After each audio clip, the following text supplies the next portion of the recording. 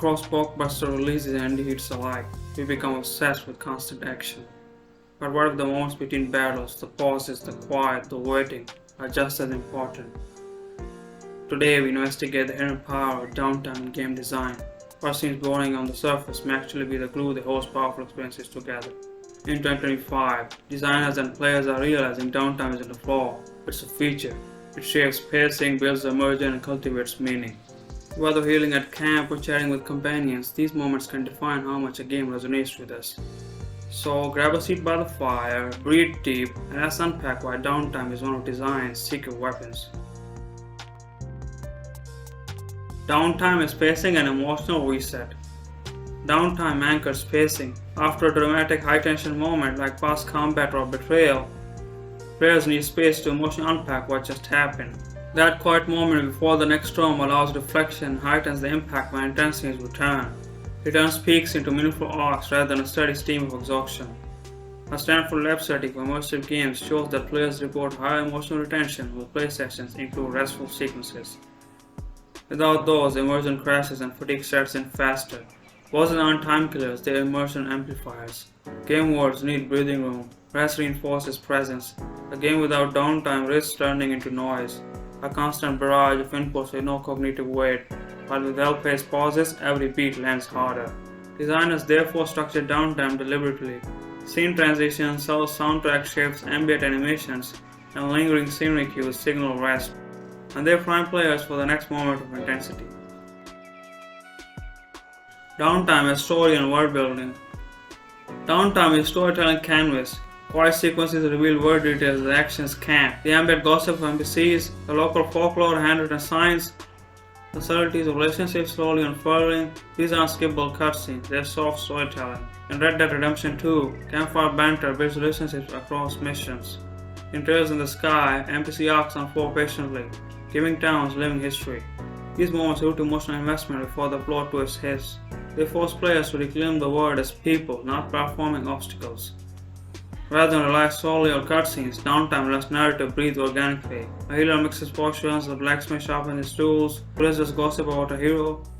These small vignettes transform environments into living places. Players pay attention when the world whispers, not shouts.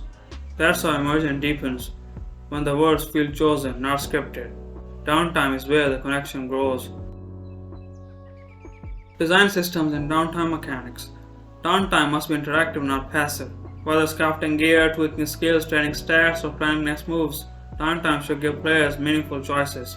Other screens kill immersion, while choice-driven pause sustains it. MMO design pioneered downtime systems, including cooldowns, recovery windows, and travel breaks. Ragnarok's region downtime forced social grouping and chatter. Modern single-player games can borrow that flow, create meaningful pauses where players still engage with systems. Downtime also supports long-form systems like base upgrade queues, reset timers, narrative skill regeneration. These systems respect player attention while rewarding patience, making progress visible even outside combat. But balance is key. Too little downtime means burnout, too much kills momentum. Designers must calibrate timing and purpose, placing downtime after peaks like boss fights, emotional scenes, or major revelations to let players land emotionally. Downtime is social and character connection. In multiplayer or co-op, downtime is social glue. Waiting for respawns, trampling between zones, or planning strategy fosters real conversations and shared experience. Those spaces build player bonds outside scripted questing. Even in single player, downtime fosters connection. Mass Effect's elevator dialogue, camp conversations, side chatter, those foster intimacy and empathy with companions outside scripted missions. Characters reveal nuance in downtime, not cutscenes. Moreover, AI NPCs in 2025 are evolving too. Memory-driven companions now recognize player actions, recall past dialogue, and react over time.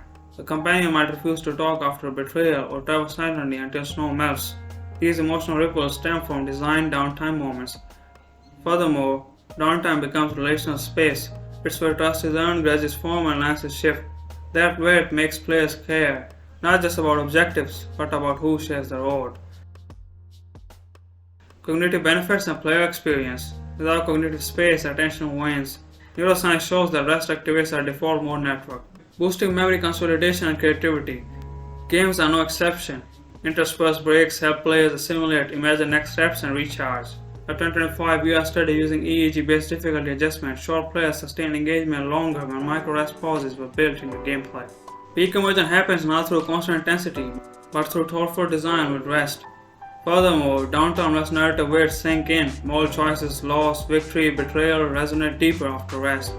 Unfiltered intensity can numb players, but well-crafted silence sharpens emotion. Designers announce certain natural breaks like dialogues, walks, cooking, travel, and journaling. These give players time, not just game time, but reflective time. That pause makes meaning. Implementing downtime with intent. Downtime design starts early. Writers, designers, and narrative teams must map emotional beats with gaps between major events. Low intensity nodes like amplify for crafting offer space for players to recharge. Moreover, interactive downtime should be layered. Like choose dialogue, train ability, craft gear, reflect on lore, or simply wander. The key is optionality. Always give the players something meaningful to do or allow peaceful silence. Furthermore, interface design can signal downtime, like subdued ambient sounds, slow animation loops, or soft color shifts. Subtle cues to tell the player this is pause, let your brain rest. Finally, test emergent behavior. How players spend downtime reveals interest. Are they skipping NPC chat, rebuying potions, or exploring? And use that data to iterate, pruning listless tasks and emphasizing meaningful choices. Downtime isn't filler, it's fundamental. It deepens story, balances systems, nurtures relationships, and honors player cognition. Designers who lean into it have games that breathe. In 2025, good games aren't just built, they're choreographed. Downtime is the well, it defines the peaks. Without contrast, nothing resonates.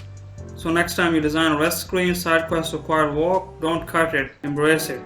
Let your games breathe and let your players feel. But what about you? What do you think about the significance of downtime in video games? Let me know your thoughts in the comments down below. And hey, if you like this video, click like, share, and subscribe to watch more videos like this one. Thanks for watching, I'll see you in the next one. Until then, stay silver.